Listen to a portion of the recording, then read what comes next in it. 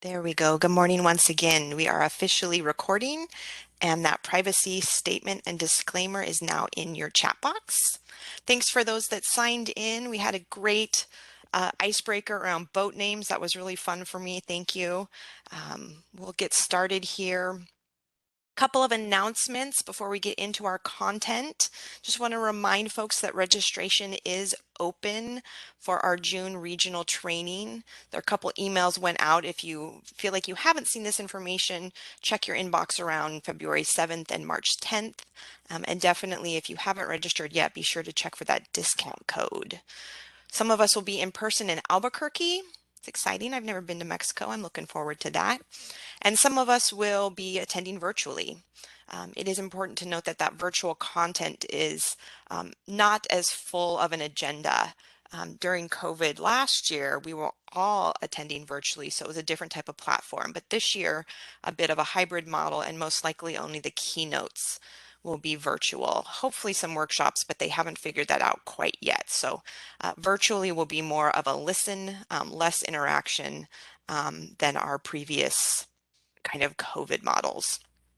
And do note, because it's in Albuquerque, everything will be mountain time if you're planning ahead.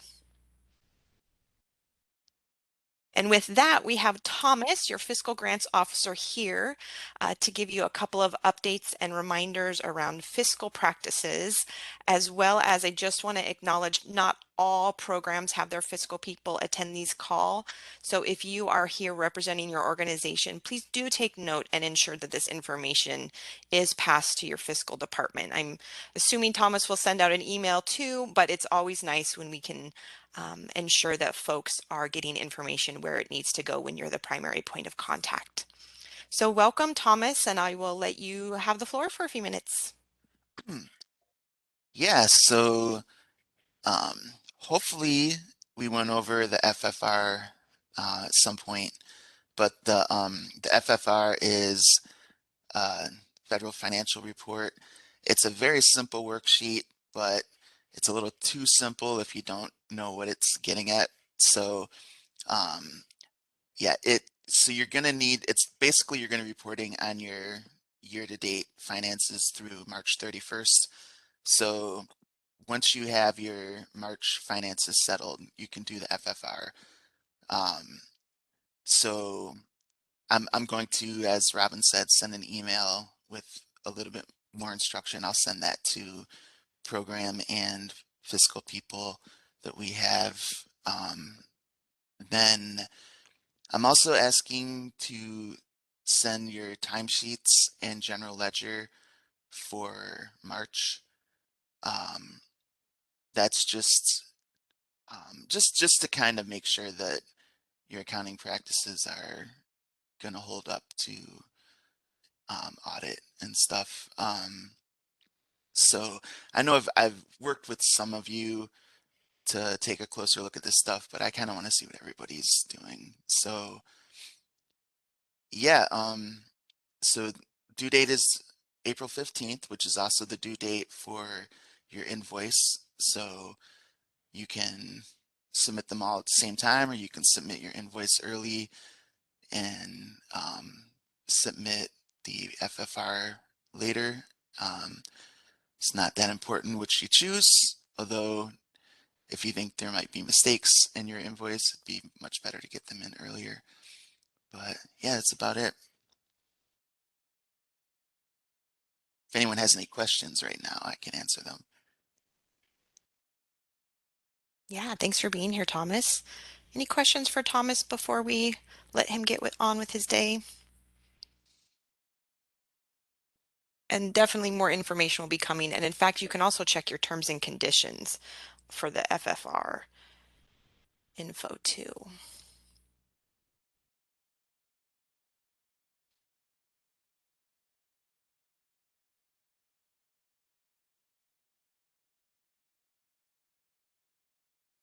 Okay, hearing nothing, Thomas. Enjoy your day. Thanks for popping in. All right. Nice to meet everybody. All right. So, like I said earlier, it's been a little while since we all got together in this kind of cohort learning format. During the last few months, you've been doing a lot of research, learning about AmeriCorps, attending some orientations, hopefully locating, reviewing, and reading AmeriCorps guidance, and really working hard on that overall program design.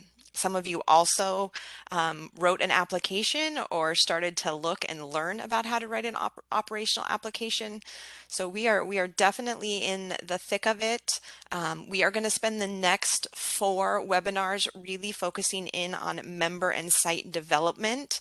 So this is an interesting pivot point, our favorite new word, right, in our vocabulary, pivot, where we're moving from really that visionary big picture space into some really concrete rules and regulations, and some flexibility where you get to be creative, but we're really going to get into some weeds now with member and site development. Today in particular, we'll talk about benefits, eligibility, criminal history checks, and recruitment.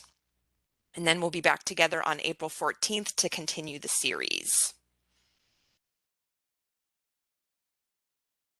So because we've moved into kind of a new series, we have some new questions for you to consider. And again, the questions for consideration are usually less around compliance and more around how you can think of things outside of just the compliance box. Today in particular, you might want to be thinking about how to ensure you have a diverse and inclusive AmeriCorps team. And if I didn't say it already, since it has been a while since we got together, always feel free to interrupt me. It's a pretty small group. You can come off audio, turn on your mics, or chat me up in the chat box. I am unfortunately the only staff present today, so I will be doing a little multitasking, but I will still try to catch that. And like I said, definitely welcome interruptions, as most of today is going to be me talking at you. There's limited interaction, so I appreciate interruptions. If you have questions, you don't have to wait till the end. Okay, so let's get started on kind of our first section today, which is member benefits. It is really detailed information, so don't worry, this will be posted. You will have both the recording and the PowerPoint for reference, as well as if you haven't started to dive into that program handbook. This is really a good time to always reflect and look back at what the handbook says about these topics. Much of my slides and presentation today is actually pulled directly from the handbook so that we're consistent in the information we're talking to you about. I have worked in a couple of places to stop, and we will take a singular break as well.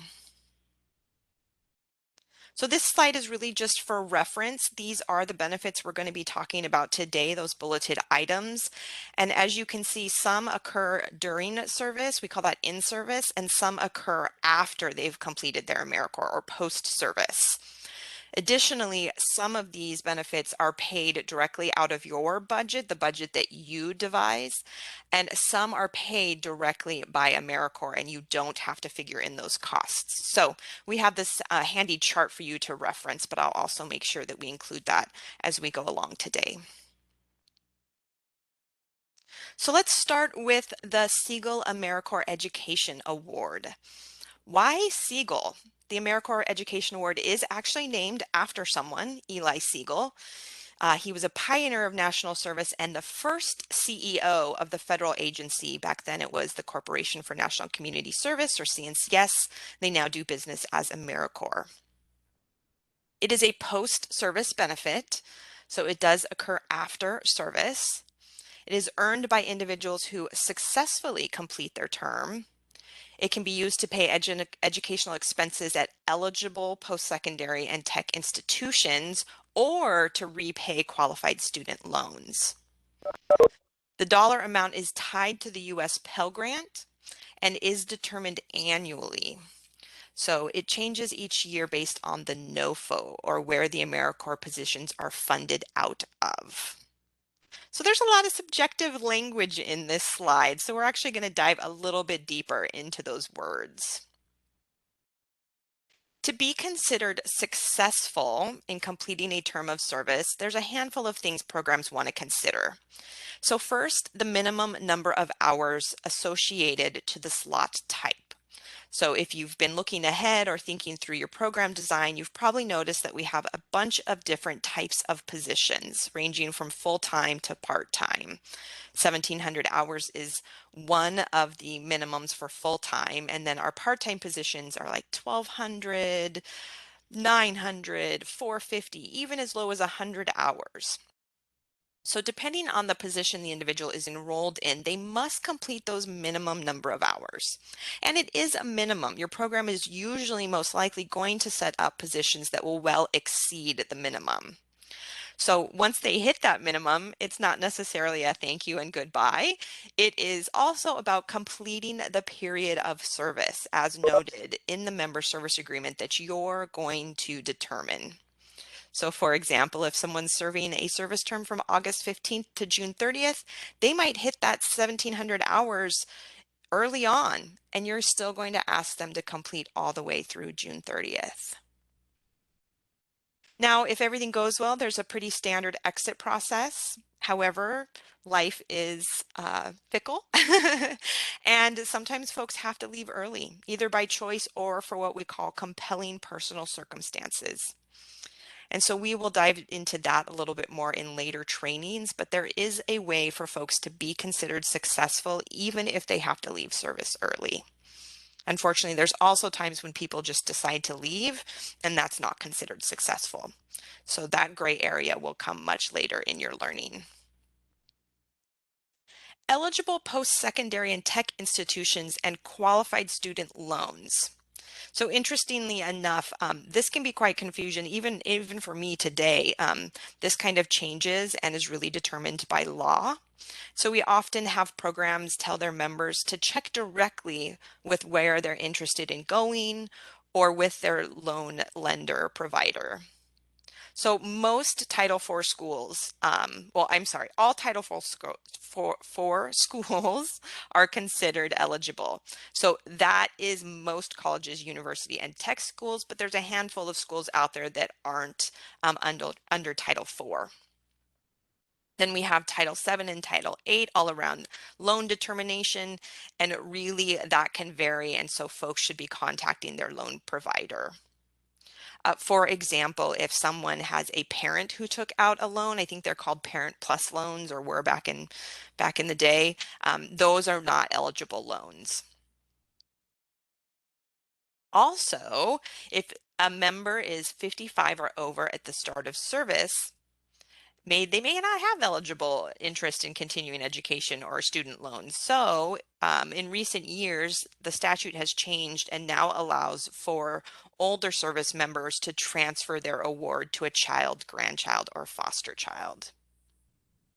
For all of these purposes, the education award does expire 7 years from the date it is earned.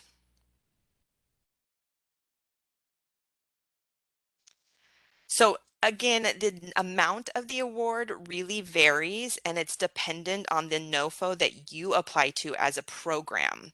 That's the fiscal year under which the AmeriCorps Trust is going to kind of earmark that dollar value. And once it's earned, it does not change. So even though you have 7 years to earn that, it's allocated at a point in time and does not increase. So this is just an example of federal fiscal year 22 and the associated education awards. It's also possible that two different members serving in two different programs or streams of service may be funded out of a different fiscal year and could be pursuing a different education award amount. And it can get a little confusing when members start talking to other members. Now within your program, it will all be the same, but if you have a program of members and they have a friend that's in a VISTA position, the VISTA ways of funding are just a little bit different. And so sometimes that education award can look different during the same service time. Couple of other points of interest regarding the education award. They are paid by the National Service Trust, the AmeriCorps Trust, so you do not have to budget for this expense.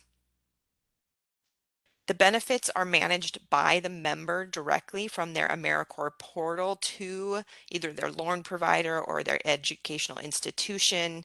So you may be called upon to have a little bit of understanding, help direct and guide, but really that benefit is managed directly by the member. So if you didn't already know, our statute allows for folks to serve 4 terms of service, no matter what those terms are, 4. However, our statute also has this funky thing where you can only earn up to 2 full-time education awards.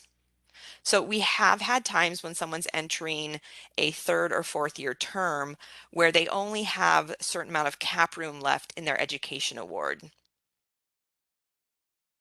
They will acknowledge that upon enrollment. And so again, something that is managed by them, but frequently something you as a program needs to be aware of. And lastly, currently these are considered taxable income by the IRS when used. So similar to the living allowance, which we're going to talk about as well. And here is a link for you to continue to do some research on the AmeriCorps website.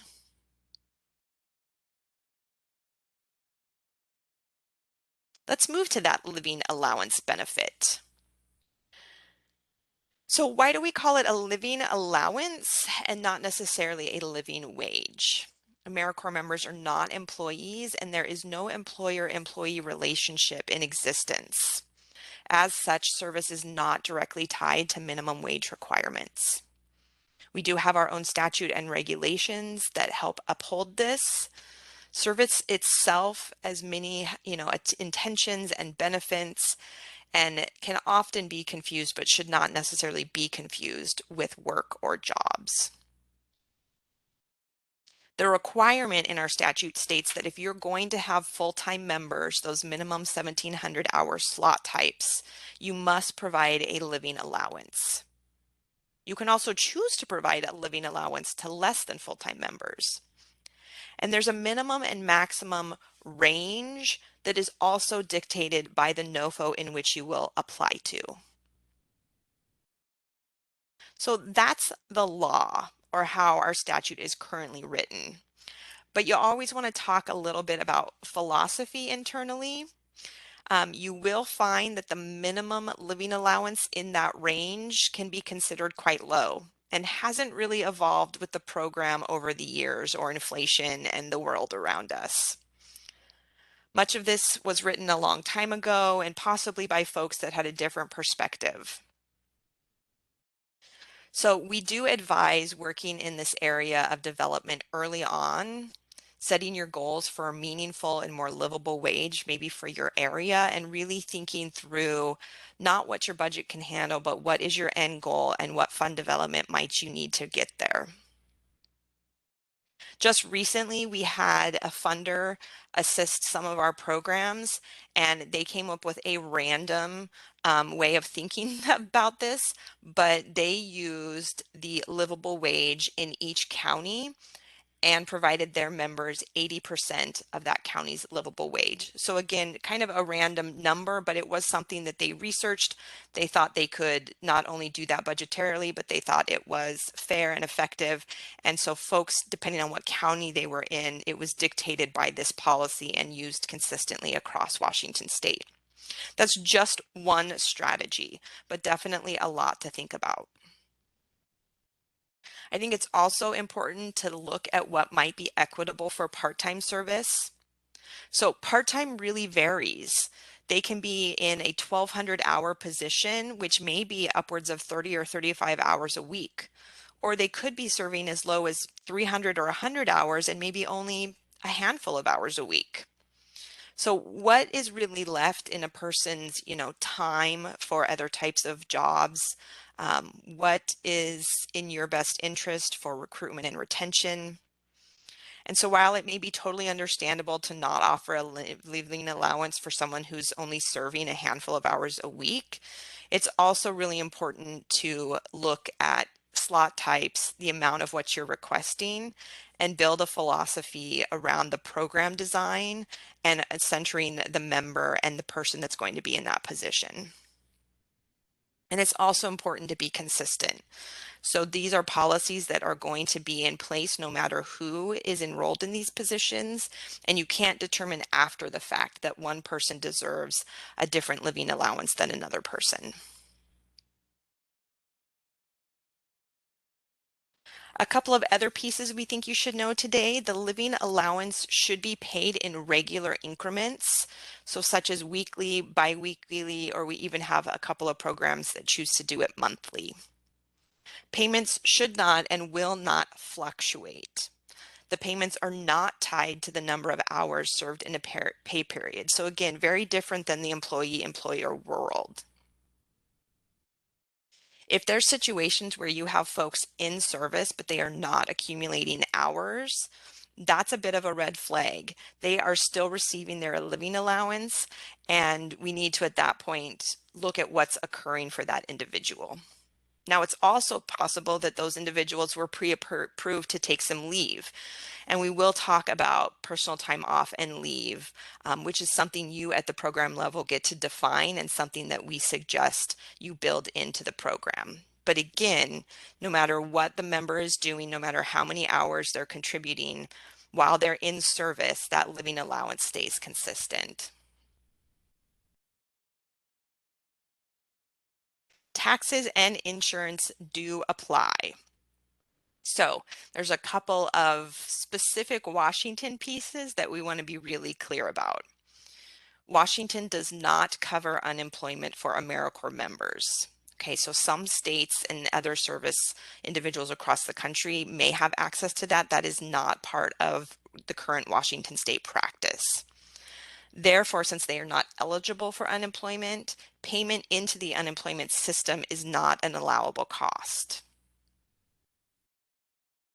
Additionally, Washington has some recently passed Washington state policies that have also been not deemed not available to AmeriCorps members. So paid family medical leave, again, something that they cannot apply for, will not be approved for, and therefore should not be paying the tax.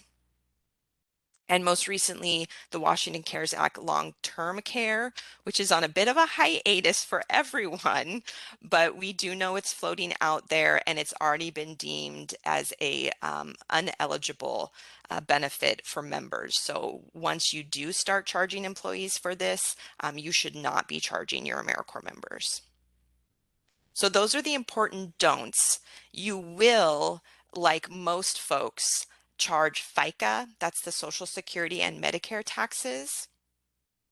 AmeriCorps members will get W-4s to you as part of their onboarding and will receive W-2s after at the end of each year. And in Washington, workers' comp is part of the AmeriCorps program, so you must pay for L&I. One question I usually get around L&I is how do I define the classification? There is not an AmeriCorps classification, so you will want to work with your classification officer at the Department of L&I to find out what position cost will be associated with your AmeriCorps team. And it really does vary. If you have folks such as our Habitat AmeriCorps members that are on a daily basis working in kind of a high-risk situation building homes, their classification is much higher than maybe our AmeriCorps members that are serving at a food bank. So it's not something we dictate, and since we don't have an AmeriCorps classification, your organization does need to work directly with L&I to define that. Hey Robin, this is Nate. Daniel, could you explain that a little bit more? I understand that we wouldn't pay workers' comp, but I don't understand what the L&I means. Yeah, let me back up. So workers' comp is included, and in Washington, the way in which you get workers' comp is through the Department of Labor and Industries, and they just use the acronym L&I. So most likely you have a relationship with the Department of Labor and Industries and have a classification code for your current employees. So you would contact your classification officer to find out what your code for your AmeriCorps members is going to be. And you do pay into the state's workers' compensation system, which is currently housed in the Department of Labor and Industries. Does that help? It totally does. I'm sorry. Yeah. No, thank you. I get you. I took a drink of water. Thanks for asking a question. Thanks.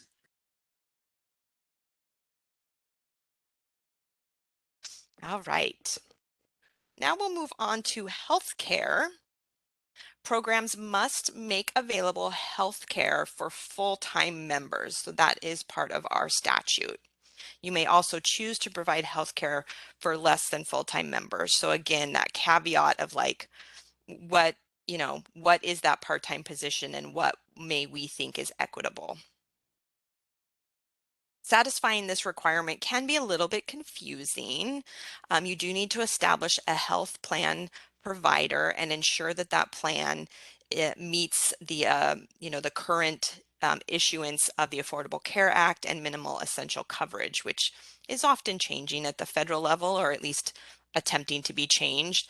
But it's important that that health plan and that provider understands those federal rules, and most do. You want to develop and document each member's decision to either enroll or waive member health care, especially at that full-time level.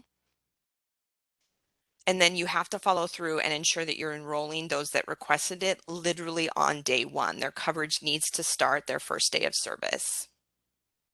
And additionally, especially for those full-time positions, even if they choose to waive the initial offer, you must make available anytime the possibility while they're in service for them to enroll in healthcare. So initially, we suggest that folks budget for the whole team, especially if you're running a full-time model. You probably will see some cost savings from some waivers in recent years, especially with some changes in the way healthcare works for young people. A lot of young folks stay on their parents' or caregiver plan longer. So we have seen an increase in waivers for that demographic. So it's a great place to make sure that you budget for, and a great place to possibly see some cost savings. And then as you go, you'll get a better sense for how to budget for that. If you refer to our handbook, there's also a provider option. It's called the Core Network. We do not endorse any one provider or plan, but we do consistent CC programs have difficulty in acquiring this. So this is a vendor that has been around for a very long time, kind of in the niche industry that is AmeriCorps, and they're very familiar and do provide plans for multiple programs across the country and our territories. You're also welcome to ask your current employer provider if this is something they would consider, but we often find either they won't cover AmeriCorps because they don't completely understand it, or it can be really excessive in cost in comparison to some of the vendors that understand AmeriCorps. And we lost a tremendous amount of AmeriCorps vendors when the Affordable Care Act was passed. So again, right now, one strong vendor or provider that really understands the niche industry of AmeriCorps is the Core Network, excuse me.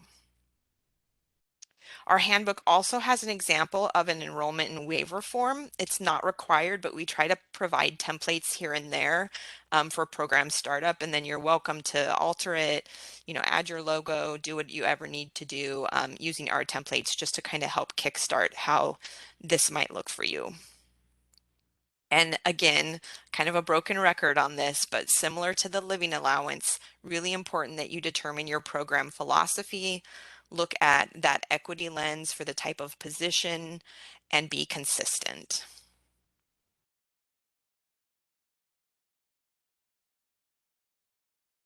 Childcare is our next benefit. AmeriCorps childcare benefits are available for qualified, active, full-time members.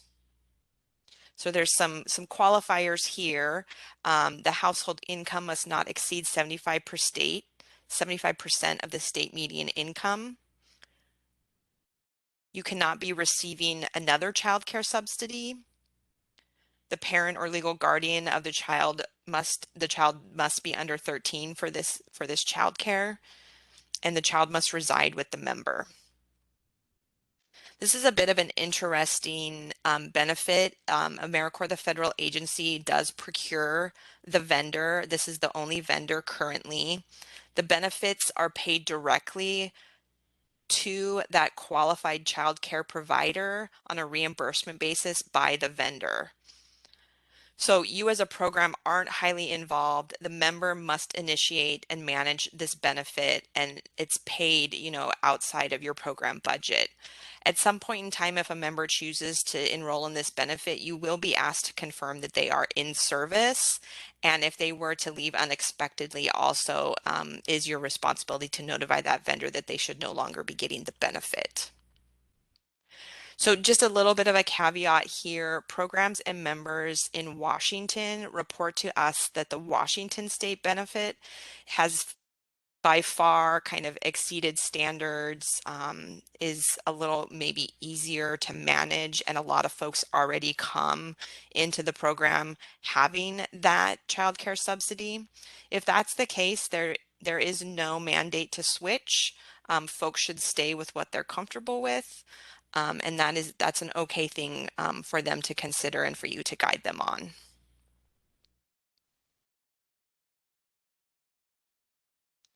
Student loans. Individuals who are serving in a term of service in an approved position are eligible to temporarily postpone the repayment of their qualified student loans. It's called loan forbearance. You may be familiar with the process. And it's a really personal decision because there's definitely pros and cons, not all of which I'm going to get into today, but it really does need to be something that the member decides and, talks to you know, their individuals, their role models, to ensure that they really want to enter into a loan forbearance. During that time, the interest is still accruing. So if they successfully get their loan into forbearance during their service term, another benefit is the National Service Trust, the entity that pays that education award. They will also pay up to 100% of the interest accrued while that loan was in forbearance. Again, it is considered taxable income. It's something that you have to apply for. It's very important that the AmeriCorps member fully understand and monitor and use all of their access in their portal to ensure that these things are happening and that they're really on top of these financial decisions that they're making. So again, another link for a lot more information at the federal website.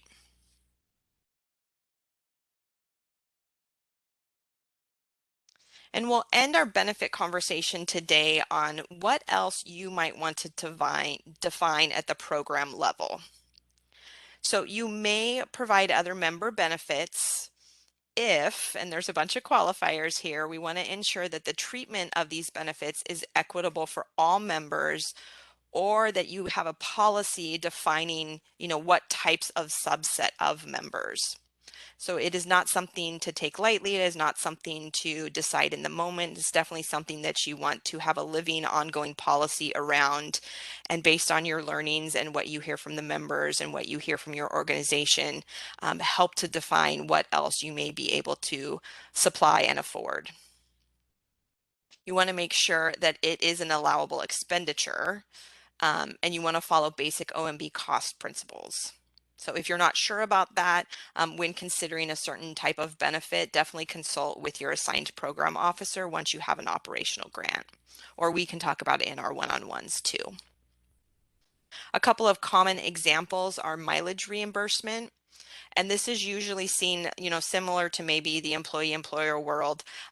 If the member is expected to travel somewhere during service, they can be reimbursed for their mileage.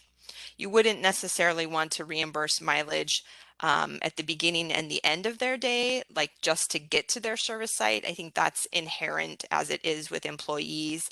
But if they're traveling to and from a required event, that is something you may want to either reimburse for, or you may want to provide bus transportation. We have, in Washington State, we got a lot of waters out there, so we have folks that often reimburse ferry tickets or provide bus charters, things like that when going to and from events. We also see some folks leaning into benefits for returning members. So when we say a subset of member, that's kind of the ability to be consistent but define a subset of members. That's one we see often. So if folks serve with you for one term and you want to inspire folks to return for a second term, we often see an increase in living allowance for second, third, or fourth year members, folks in leadership positions. So that's another thing to think through, is how you may recruit folks to stay. Usually about this time, I also get questions around donations. So things that are not associated with the AmeriCorps budget are not claimed as match. So you can't necessarily charge the feds or even claim as match, you know, a pizza party or movie passes. But we do see a lot of communities really rally around their AmeriCorps program, and once it really becomes kind of known. So we have seen communities or like private organizations want to either donate coupons or provide discounts at their local gym. We even have a community in Eastern Washington around Mission Ridge that gives ski passes to folks that are in service. So those are all really exciting and can really contribute and make your program unique in your community, but they can't be charged to the grant. So these are kind of off grant expenditures and donations. And they need to be consistent. All members need to be eligible.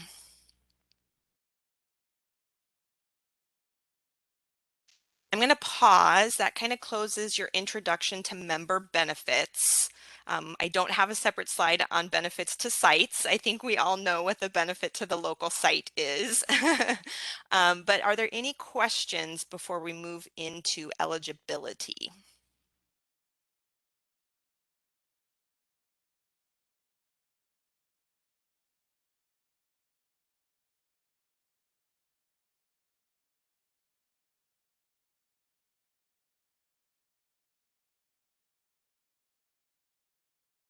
Quiet today.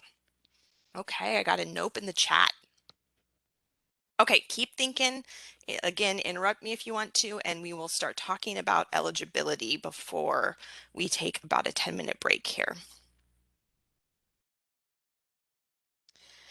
All right, so again, this is kind of the basic statute around AmeriCorps members that encompasses all of the eligibility, and we're going to go through each one, but just quickly, at least 17, sometimes 16, high school diploma, GED, or agreement to obtain, be a citizen, national, or lawful permanent resident, and satisfy criminal history check as defined by National Service. And it is a very specific definition. This isn't your traditional HR criminal history check process. So let's go through each one. Be at least 17 years of age at the commencement of service, or under special circumstances, be an out-of-school youth 16 years of age at the commencement of service as well. So how might you go about making sure that your folks that are applying are eligible, and how do you document that? Passports, government issued birth certificates, driver's license, those are the most common examples to document and confirm that an applicant or member is old enough to serve. If you are interested in having folks under the age of 18, like that 17-year-old, you do need parental or guardian consent. And you would most likely document that that parental and guardian consent on the member service agreement. So members themselves will sign their member service agreement, but if they're underage, we also suggest having their parental and guardian individuals sign that agreement. That's the contract that really binds them to service.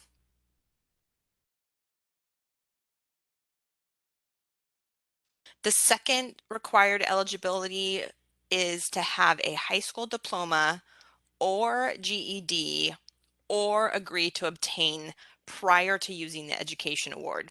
And there's even a caveat under certain circumstances where someone can receive a waiver and still use their education award. But this is really about ensuring that before they go to use that award, the trust is only going to supply that money to folks that can demonstrate this.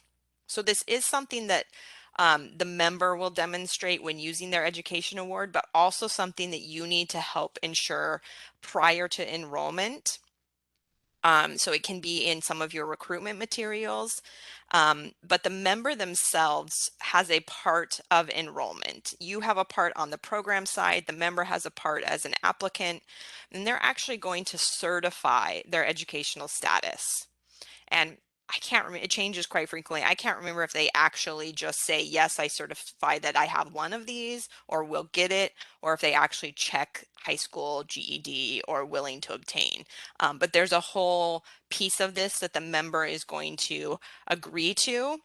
And at that point, when that occurs, you will be able to do your program piece of the enrollment, and you will have therefore met the requirement to verify. So it used to be that we didn't have a system, a platform that did this for us. And so folks were having to get copies or make their own templates for agreement. And luckily now this is part of our overall enrollment.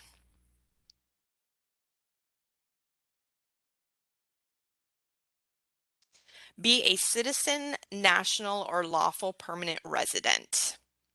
So how does one document quote unquote citizenship, which is larger than just that word? Passports, government issued birth certificates, certificates of naturalization, and INS forms I-551 are the most common that we see. There's actually a federal regulation with alternate examples, but you do want to get used to some of those maybe non-dominant forms of identifying this. Um, just a note here, I can't remember if I have it coming up or not, but the ability to be in the US and work is very, very different. And folks often get confused by some of those visas.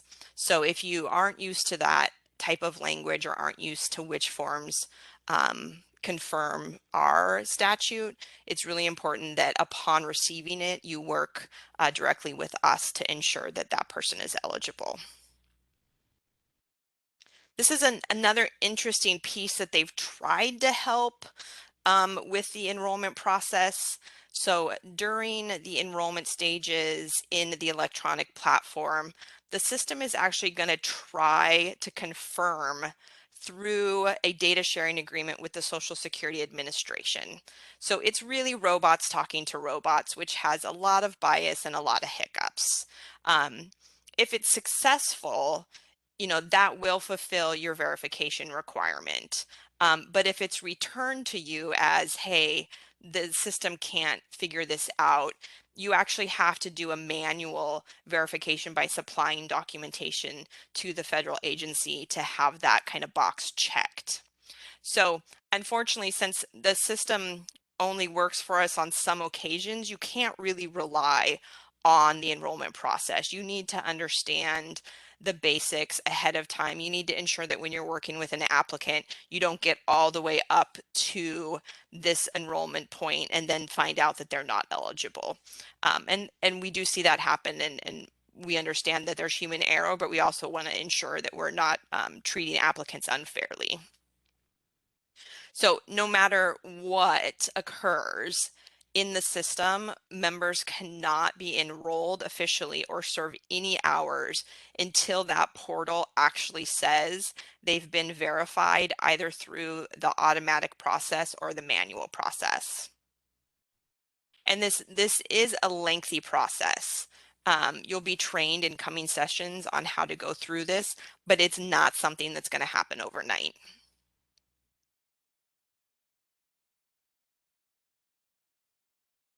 Well, this might be where I have some other caveats. So other things that are important to know. Right now, folks under DACA, or the Deferred Action for Childhood Arrivals, the status of young people that entered into our country to no fault of their own and are here, they often have a lot of accessibility for attending colleges, getting grants, different types of benefits.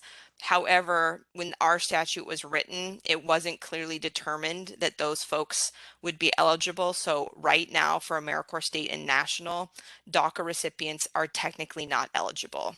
It is different for VISTA. VISTA has a different statute and they can serve in the VISTA program. We are working really hard to get this changed. This is probably one of the statuses that we are leaning the furthest on as far as equity and eligibility. And just recently, in the most recent congressional budget justification, they are attempting to allow this. It wouldn't change the statute without a total act of Congress, but it would give some flexibility for AmeriCorps to temporarily deem DACA individuals eligible. So stay tuned, but in the meantime, you should know. And it's confusing because DACA folks themselves are able to work, live, play, go to go to colleges, so it can be really confusing for those individuals. I-9 forms, which your organization probably uses for eligibility determination of employees, does not meet or ensure eligibility for AmeriCorps. So again, that form is used by folks to ensure that folks can work in this country, which does not always equate to being able to serve in AmeriCorps. So if you are going to use the I-9, that is just something that you may need to do for your own internal HR practices, but it is not going to be considered primary documentation for AmeriCorps and will not meet this compliant step. As a border state to Canada, we have a couple of other rules that just apply to our service members. So we do have permission from the federal agency to use the current Washington State Enhanced Driver's License. So I think all states are moving in this direction, but technically right now, in some states, you can get a driver's license, including Washington, without having to prove citizenship. I know we're moving towards that, but we have this enhancement, which means folks did actually prove citizenship. So if you see an enhanced driver's license, and it clearly has to be an enhanced driver's license or enhanced identification card, that would be acceptable. A standard driver's license does not work in this case. Additionally, Nexus cards, that's the quick in and out of Canada card. Those also are cards that folks must go through proof of citizenship. So that would be another appropriate document. But these are something that you want to be really cautious around and review carefully because they look very similar to other forms of ID that are not appropriate for citizenship.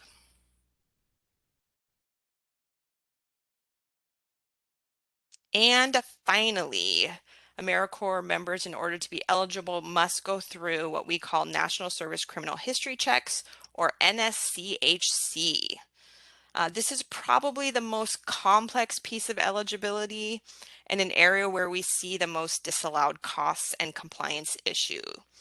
Hopefully it sounds a little familiar. We did emphasize this in orientation, but no matter how many times we tend to emphasize it, I will have at least one organization say, oh, HR does that, I don't have to worry about it. I'm not here to dictate how your organization meets this requirement, but I am here to be a voice of reason in that most likely your HR folks are not currently doing what our statute requires.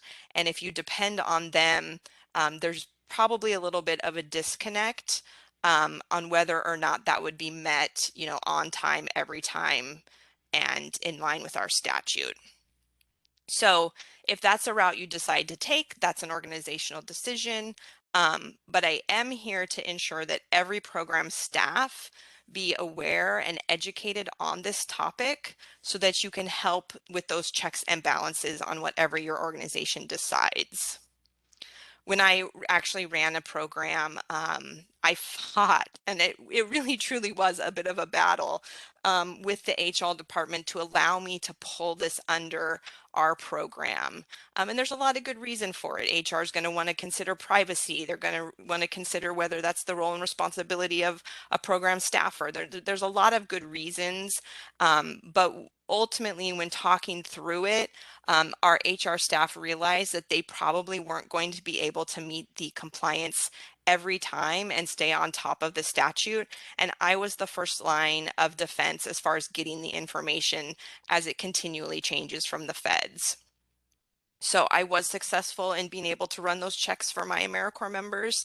And I would suggest highly that you have someone that's very detailed and close to the program take on this responsibility. So we don't want to oversimplify or minimize the importance of the next content. And in doing so, my voice is getting a little more serious, a little more direct. So I want us all to take a little bit of a mental break, take some deep breaths. I love to look at cute baby animal pictures. We'll take a 10-minute break, and then we will go through a very important, very weedy session on criminal history checks. Any questions before we take a break?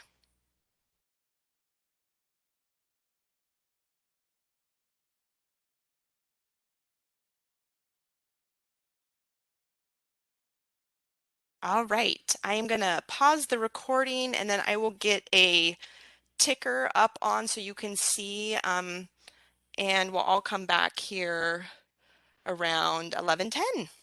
See you in a bit.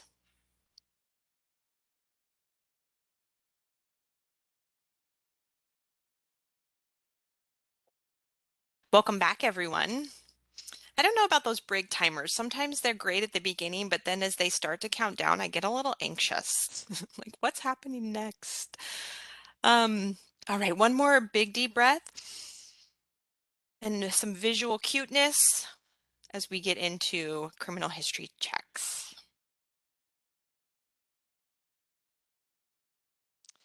So before the break, I started to comment on this, and this is probably the most direct you're ever going to hear me.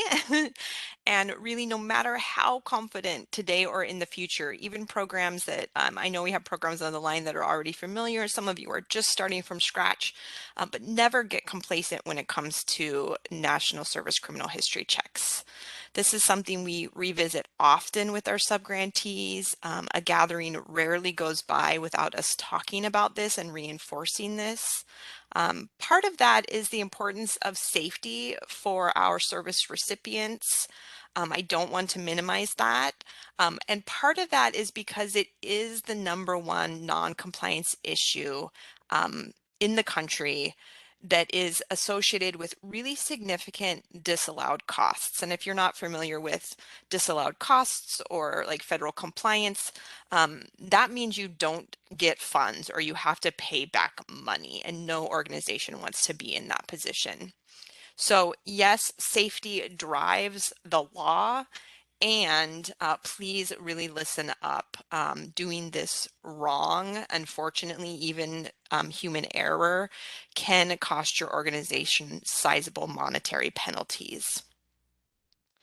So these are quite a few links that you're going to want to pay attention to in your off time. The first is to the AmeriCorps designated criminal history check website, and it's substantial. I'm not going to lie.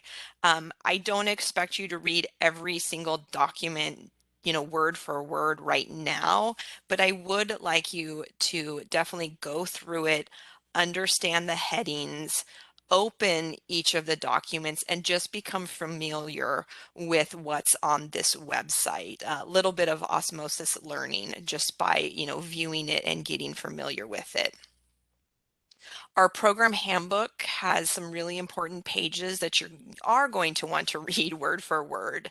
Pages 26 through 29 in the Serve Washington program handbook is a good place to start as well. And then one of you, or maybe more than one of you, but someone in your organization, hopefully the individual identified as having this role and responsibility, needs to take the e-course, which is through the AmeriCorps Learning Management System called Litmus. And if you don't already have a Litmus account that we talked about kind of earlier on, you will go through establishing account. It's a private site. It has proprietary information, so it does require sign in with a password. And then you'll want to find this course and take it. In the future, the person dedicated to this part of your operational grant is actually going to take this course annually. That's part of the overall compliance, and you must have that certified grant record proving that you do take this course annually. So your first action item regarding this is to wait for this PowerPoint to be posted and then go through each of these links, ultimately take that e-course and send your certificate to me once completed.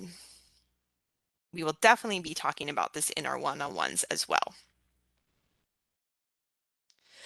So in a nutshell, we're going to go over the statute and the rules for the next few slides. So first and foremost, who does National Service Criminal History Check, or NSCHC, apply to? So first and foremost, this rule applies to all of your AmeriCorps members, pretty much at the applicant stage. So even before they become a member, right?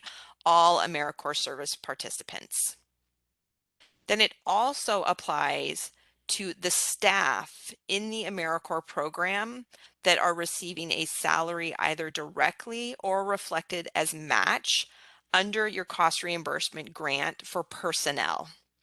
So oftentimes I get asked, well, what about the executive director of my agency that doesn't really run the program but gets paid out of indirect? So it's not about your indirect costs. It's not about your admin fees or folks that are covered under the administrative part of reimbursement. It's every individual that you put in that personnel section. And let's say you forgot to put someone in there, but you start charging our grant for their time, then it applies too. So you cannot charge our grant for personnel time for a specific individual unless they have completed and adjudicated criminal history checks on file.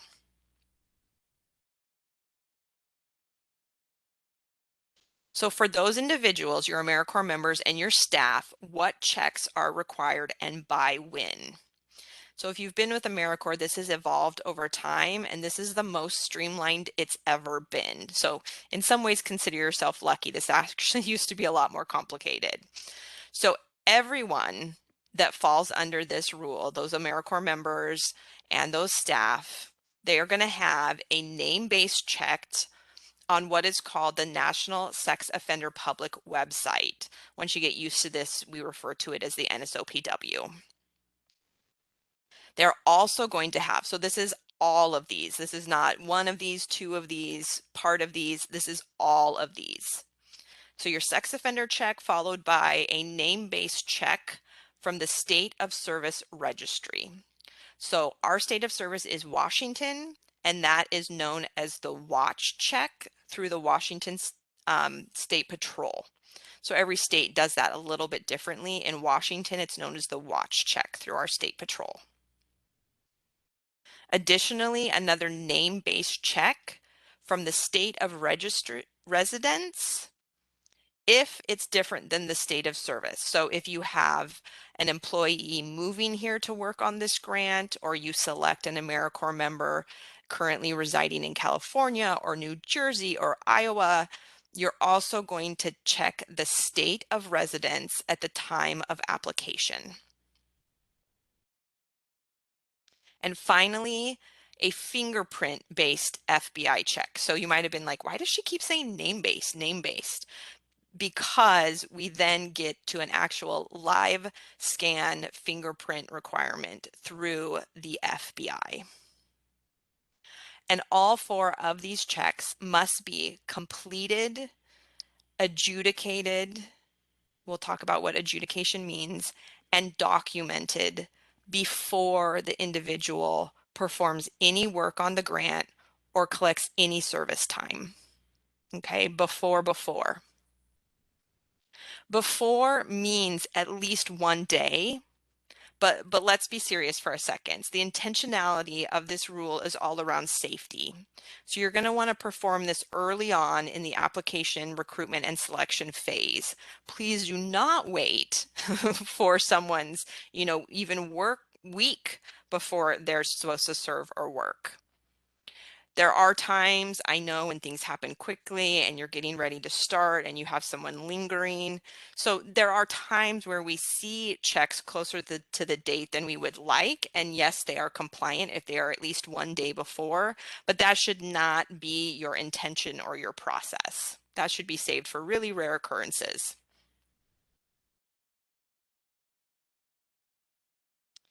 So part of running these checks is called adjudication, and that means that it's more than just running the check. You actually have to review it and you have to make a determination as to whether the person is eligible. So when you're looking at these checks, what would make someone ineligible? So folks that refuse to consent to checks immediately, unfortunately, cannot serve or work on these grants. Anyone who makes a false statement in connection to their criminal history cannot serve or work on these grants. And that's a very gray criteria. And what we mean by false statement is more in the significance of providing false ID, using a false name, trying to somehow get around the fact that maybe their criminal history is going to return something ineligible. Um, it's not about a random young person who forgets to tell you that they had a theft charge when they were 15 that may or may not still show up because they were young and they haven't, expunged their record. It's not about an older person who forgot when they were 25 they had a DUI. It's not that kind of false statements. It's really around trying to hide um, who they are and their past. So here's where we get into the actual ineligible crimes. So folks who are registered or required to be registered, because not everyone follows through with that requirement, folks that should be or are on a state sex offender registry are not eligible to work or serve on this grant. And anyone that has been convicted of murder. So sometimes I hear, wow, you're so serious about this topic, but these are two pretty hopefully rare, significant crimes that I might not see. And that's true. The standard isn't, the bar isn't, set very low. We do believe in ensuring that folks can serve and have reboots and restarts. You as a program can determine if there's other types of convictions that would interfere with the service delivery. So sometimes we see this around licensed clinical programs where the state license actually dictates a more like hefty criteria. So we can talk about that in our one-on-ones too. But for the purposes of AmeriCorps and the feds, the ineligible crimes are simply sex offense and conviction of murder.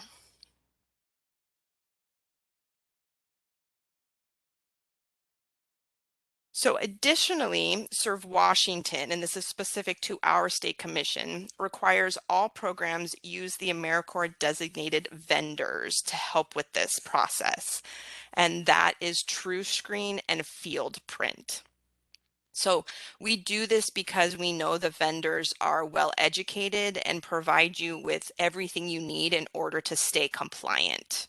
Now, that doesn't mean you lack any responsibility. It just means that we are providing you an avenue to hopefully help you be more successful. The vendors are not going to help you be timely, right? They can only know what they know when you tell them. So it is really important that you still initiate and complete everything before you allow someone to work or serve. TrueScreen is kind of a bundle deal. They will do all of the name-based checks. So they will do the National Sex Offender Public Website check. They will do the Washington State Watch State of Service check. And if applicable, and you tell them this at the time of order, if applicable, we'll also do another state, like an out-of-state residence check.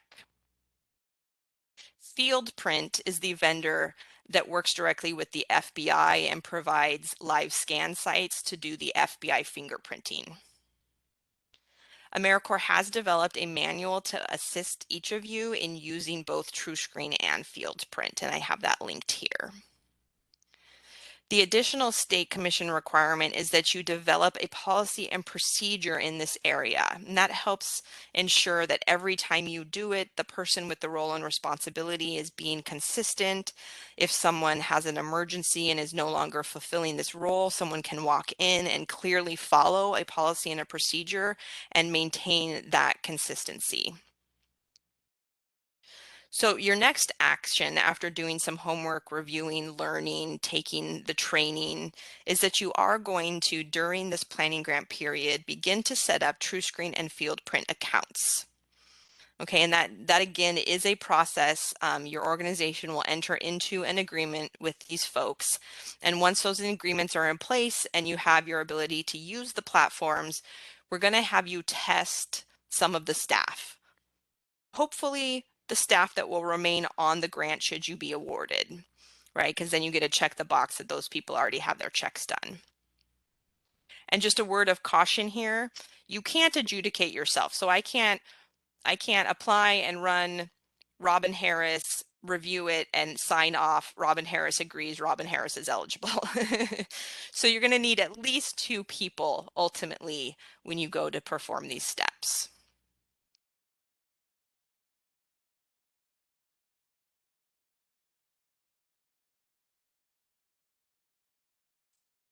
We also provide a documentation checklist that we ask new programs begin to use that don't have any established history here.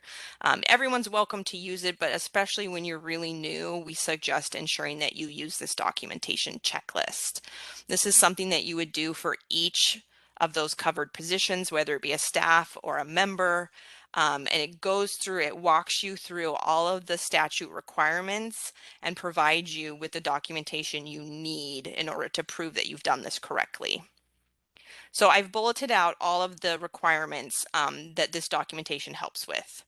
So first and foremost, when you go to do an SCHC, you have to verify the identity of the person that you're doing the checks on. And that is through government issued photo identification, right? And you want to make sure that you maintain some type of record, whether it's a actual photocopy of a passport or a written documentation of ID numbers that says, I agree that this person is the person on this document. Somehow you have to verify the identity. And the important piece of this is the photo part. So a birth certificate, for example, which proves citizenship, isn't going to also prove identity because there's no photo and possibly may not even be the current name of the individual in front of you. So you're gonna identify the person, you're gonna get the identity checked off. You're also going to gain written consent. And the vendors help do this as part of the vendor process. The individual has to consent. So you don't have to come up with that consent on your own, but it's nice to know about it. It's nice to ensure that maybe during interviews or when exchanging early documentation, you let people know that they're going to have to do this. You want to also document that they understand that the position is contingent on being eligible, right? So unfortunately, if there is a determination that makes them ineligible, you have proof that you've told them this. Again, the vendors do this. This checklist helps you do this. But these are 2 things that early on when people are applying, you just want to have a statement in your application materials that say, you will be required to undergo an SCHC and you must understand that this position is contingent on eligibility. Then you actually move into performing each of the components. Again, we're maintaining document each and every way, which is why we provide the checklist, and you're going to fully adjudicate. So as I said earlier, adjudication is more than just, great, we did it, here's the results, print it, stick it in a filing cabinet, stick it in an electronic file. Someone needs to actually record the decision and the date and time and the person doing it.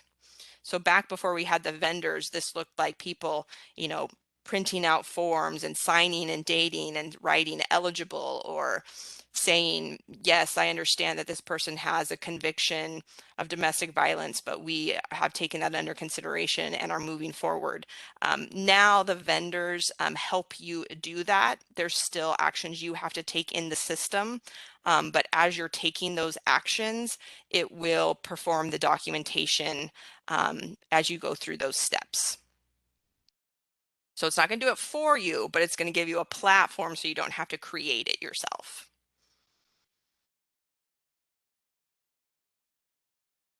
So that's additionally why Washington has moved to only allowing the vendors, because it really truly helps accomplish this and reduces the risk and burden. It adds a layer of protection in the documentation phases, but it does not remove all of your accountability. And I usually get asked about citizenship eligibility and NSCHC eligibility, and so they are independent of each other. Some of the documents you may be collecting to identify citizenship, like I said earlier, that birth certificate or something, that may not work for running the criminal history checks. So you do have to be a little thorough and know what you're collecting and which eligibility it is for. So US passports, they're kind of the golden ticket. They serve as both government issued, they have a photo, they've gone through the citizenship process. If they're from the US, right? You don't want to accept one from a different country, but that US passport can be a nice golden ticket. But we feel like that's a bit of a privileged document. Not a lot of folks just naturally have or can afford to have a passport. So we often have to be flexible in making sure that we are taking whatever the individual has and maybe collecting more than just one document. So potentially a driver's license will give you a current photo, a current name, and that could be used for your criminal history. But that driver's license, unless it's enhanced, hasn't gone through the citizenship portion, and you would maybe also need to supplement a driver's license with a US birth certificate.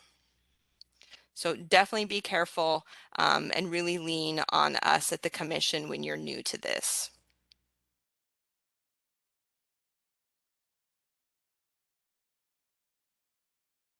Okay, so that is criminal history checks. It used to be like 3 times that length, but I still get a little angst because I just know how important it is, and I've seen so many programs with the absolute best intentions that are doing fabulous work in their communities, and they forget to adjudicate or forget to start it timely and get the results back after they've already allowed someone to start. And next thing you know, they're being slapped with a multi-thousand-dollar penalty. And that just, it really saddens all of us because it's an unintended consequence when really good work is being done in communities. So just take a couple of deep breaths, stand and stretch if you need to after taking good notes. Look again at our cute baby animals and know that I am here to help each and every one of you in our one-on-ones get through that criminal history check learning phase.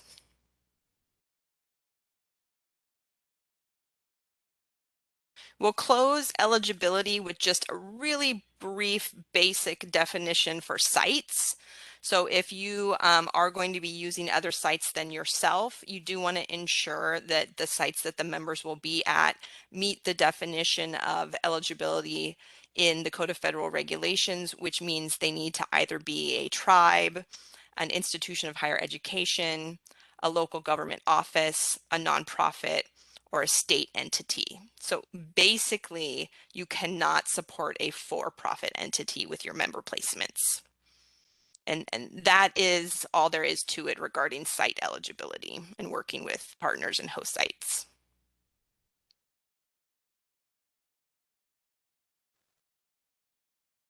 So that closes member site and eligibility. We're going to look at recruitment and selection in our final time together, but I'll pause again and see if there's any questions.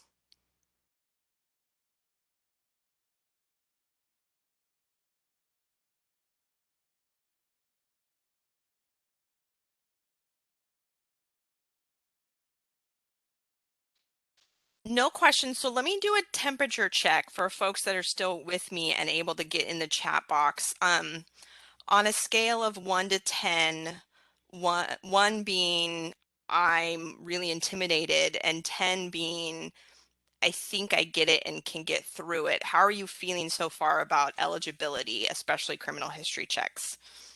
1, I'm scared. 10, I can do it.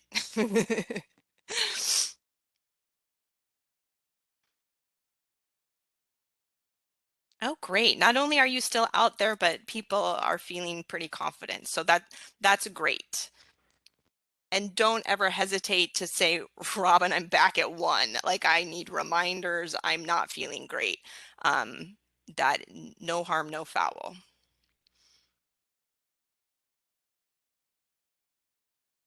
So our final section for the day is recruitment and selection. And unlike benefits and eligibility, this is really driven by program design, and there are a lot less requirements in this section. So this is where you get to be a little creative. Um, we have some things for you to think about here. These are just kind of the basis for what we believe strong recruitment looks like. We really believe that having a strategy during this planning grant phase is the foundation to a thriving AmeriCorps program and really the initial step necessary for you to reach your desired community impact goals. AmeriCorps members are the face of any program, the face of the AmeriCorps brand. So we want to be sure that selection and placement of members, um, you know, meets the overall intention and that you're working with members just as you would a service recipient, that their experience is crucial to the overall health of the AmeriCorps program and the delivery of those services. Being upfront with folks that apply about both the challenges and the wonderful experiences that may come from this is really helpful to ensure that you're placing members in a position where they know that there's going to be ebbs and flows to their service, and they're more likely to complete their service term if they have a foundational understanding to the overall commitment and responsibility, which looks very different than a job. AmeriCorps recruits for diversity. Programs must be accessible to all persons without reasonable accommodation or without reasonable accommodation. And we ask all of you to embrace both a non-discrimination and non-harassment policy. And more information on this can be found in your handbook. This is really a place where your handbook is going to give you the suggestive links and materials that I can't fully copy and go over today, but they'll give you like the in the weeds hands-on resources for what we have, and you will be expected to develop a lot on your own as well. I think we went over reasonable accommodation and non-discrimination during orientation, but always a good subject to revisit. Programs and activities must be available to persons with disabilities, and the subgrantee must provide reasonable accommodation to the known mental or physical disabilities of otherwise qualified members. So really, a vast majority of reasonable accommodation requests are inexpensive. Now, we call it reasonable accommodation for a reason. There are things that may not be reasonable or within the ability of a program, but truly a vast majority are going to be either no cost or inexpensive and can make a huge difference for folks of all abilities in order to be successful. And AmeriCorps has some funds if it truly is something that your organization can't cover. Now, your organization has a legal requirement to attempt to. We don't want to default to the federal funds, but you're always welcome to talk to us about where you're at and what costs are involved and how can we continue to be supportive to ensure that an applicant or a member receives the best experience possible. And again, some links that you can look at on your own time. So as well, our non-discrimination policy has expanded in recent years. I'm really proud of the federal agency for calling in and defining more inclusive language. So we note here that AmeriCorps is available to all without regard to race, color, national origin, gender, age, religion, sexual orientation, disability, gender identity or expression, political affiliation, marital or parental status, genetic information, and military service. So they've done a lot of work, and I'm sure there's still more inclusive language that can be done here, but this is a nice expanded definition as to what it used to be.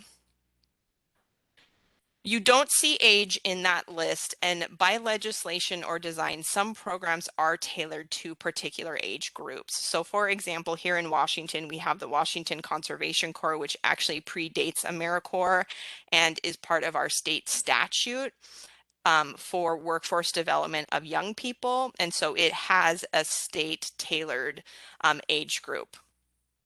What we don't want to see is any type of program design that would eliminate young people, old people for no basis or reason. So you can't just cut off your applicants at age 40, for example. You really have to have a defined reason to narrow in on age.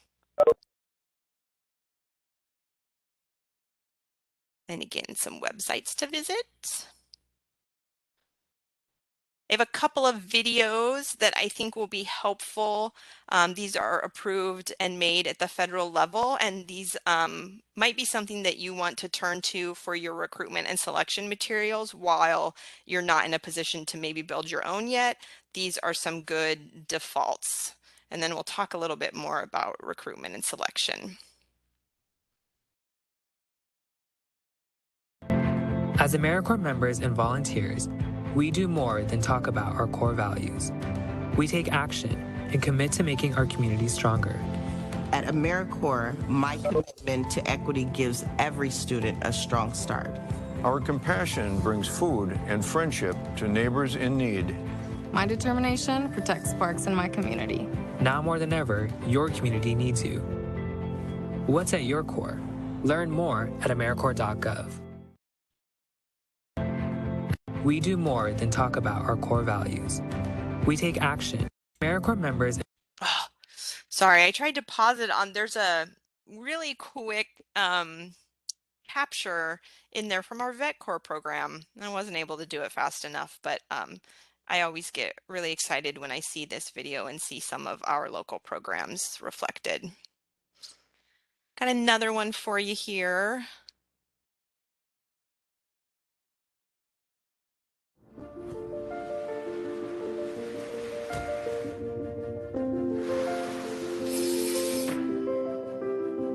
To laugh often and much. To win the respect of intelligent people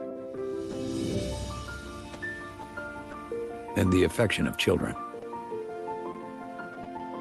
To earn the appreciation of honest critics and endure the betrayal of false friends. To appreciate beauty. To find the best in others. To leave the world a bit better. Whether by a healthy child, a garden patch, or a redeemed social condition. To know even one life has breathed easier because you have lived. This is to have succeeded.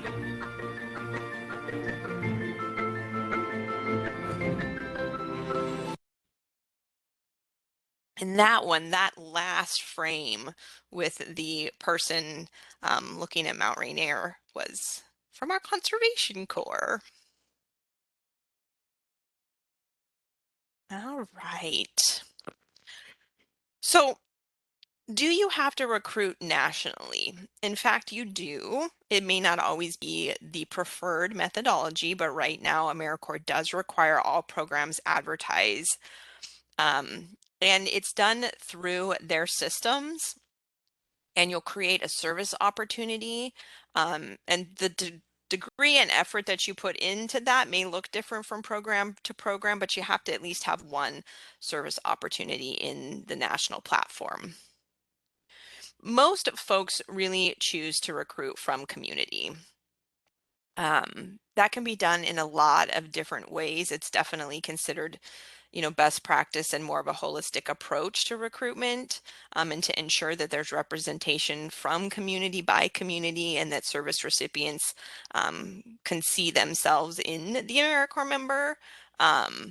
But how to do that can really vary and have varying degrees of success.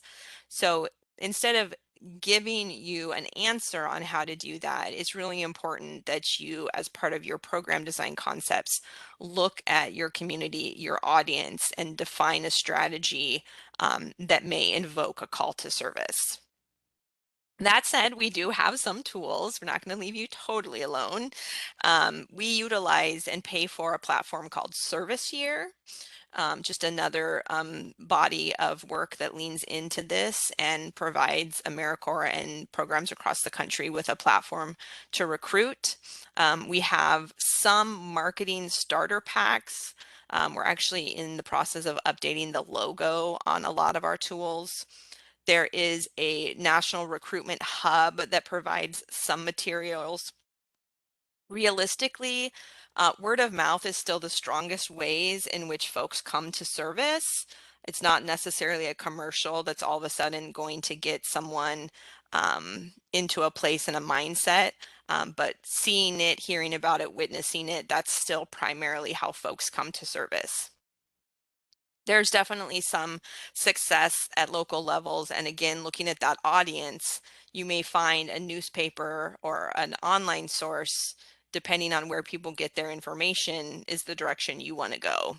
We even still have folks that are really successful at radio ads. It just really depends on community. We do hope that your organization leans into this and allows you to use your own websites and your own connections. And then we do also suggest attending like career and volunteer fairs and really advertising yourself as service, because those are places where people are maybe job seeking or maybe looking for a little less commitment on the volunteer end. So you have to be a little careful when you're at those fairs. But that is another good place to start to be present. A few other things to note.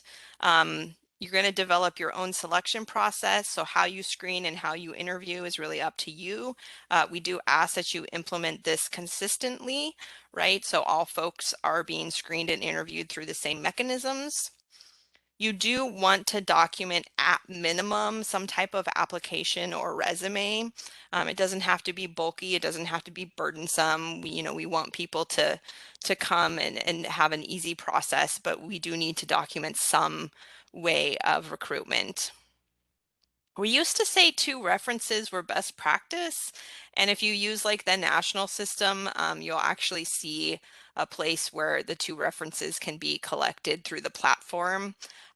However, I think, we've been talking a lot about equity and whether or not references are a privilege. And so we're going to let you determine that. We've stopped requiring or even suggesting 2 references.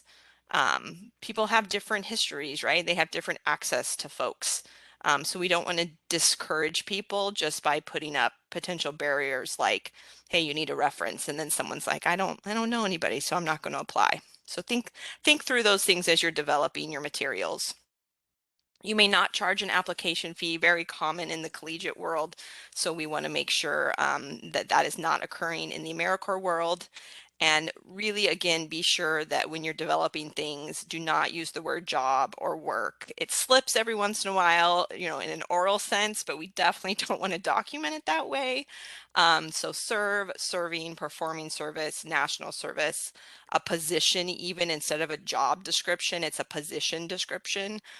Those are things that are going to benefit you and your audience. I will also post some flyers on your planning grant page. Definitely check out those additional handbook resources.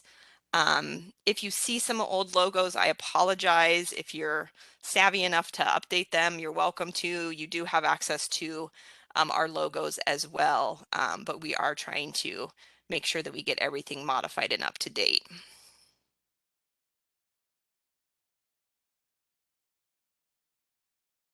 So if you're going to be using host sites, we also wanted to just briefly give you some things to think through if you're in the process of recruiting or selecting partner sites.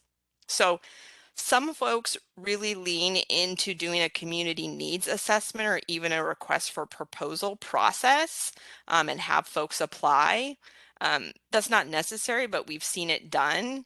If you have natural partnerships that make sense, that's great too. Want to ensure that all the sites are within your grant award focus area, that there's no mission drift, or that you're not just doing a favor or putting one member in kind of something that's completely different from your program design. And the site, as you begin to develop the partnership, really needs to have some basic value in the program. So general knowledge of national service, dedicated to a service philosophy, the understanding that they're not just receiving cheap labor or an employee. They should be part of the overall member experience and supporting and supervising that individual just like they would a new employee or an intern, or maybe someone that's not, readily made for the position. More than likely, you're going to want that partner to help you with data collection and reporting for your grant requirements. And you may even ask that your partners, match through a site fee. That is not unheard of. They are receiving quite the benefit in an AmeriCorps member placement. And we can talk about kind of a range of what I see in our one-on-ones, but it is very common for host sites to pay the legal organization an annual fee. And then in general, you want to ensure that partner is sustainable. We say like 3 years minimum because your grant award is technically 3 years if everything goes well and you're in good standing.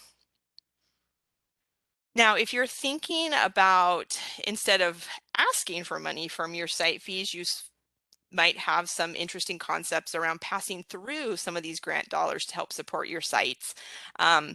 There's a lot of additional considerations. You basically become a pass-through entity and are legally responsible for doing everything that I'm doing right now. So we do not advise financial subgrants or passing through dollars. Back in the day, I think people used to pass through money and have each site pay the living allowance directly. That's not common anymore. We definitely suggest that not occur, that you take on all financial responsibility for your members as the grant recipient. So if you have thoughts or you're thinking outside of the box and you want to run something past me, definitely let's talk before you actually become a grantor yourself. So we'll wrap up here and then I will stay on if folks want to just talk about anything. Your homework list is growing, so you're continuing to do anything that's unfinished. And then you want to start, asking around, talking to your organization. Do you have the fiscal systems in place to be able to support all those member benefits, the living allowance and such? What kind of system are you going to be using for processing and documenting eligibility?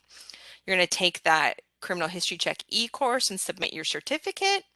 And then you're going to start setting up TrueScreen and field print accounts. And you're going to do a draft recruitment and selection plan. No template necessarily for this. Can be as simple as a word or a chart or whatever makes sense for you. What is your creative way of thinking about recruitment and selection? And as always, as you have new learning, you want to update that budget framework that you're working on. So the actual deliverables are different from your homework. Your homework is intended to set you up for success. The deliverables are a little less burdensome. It's just to help us ensure that you're staying somewhat on track. So you will be actually submitting that criminal history check certificate and your draft member recruitment plan. So the next set of member series goes through the end of May. So that's when you'd want to get, all of your deliverables in for general feedback, but also you may want to do it as you go and not wait and hold them all to the end. So once you have these things accomplished, go ahead and submit them, and we will watch for those through the end of May. And again, no templates this go around. This is kind of all your own work and your own creative juices. It's the only thing that comes to mind right now to ensure you're making this program your own. With that, I'm going to stop the recording and I will hop on gallery view and we can chat if anyone wants to stay and ask questions, whether it's about today's presentation or anything you might be working on. Thank you so much for being here and listening to 2 hours of new information. I know it can be overwhelming, but I think if you go step by step, look at that handbook and follow our resources, you'll see that we break it down for you. Thank you so much, everyone. Take care.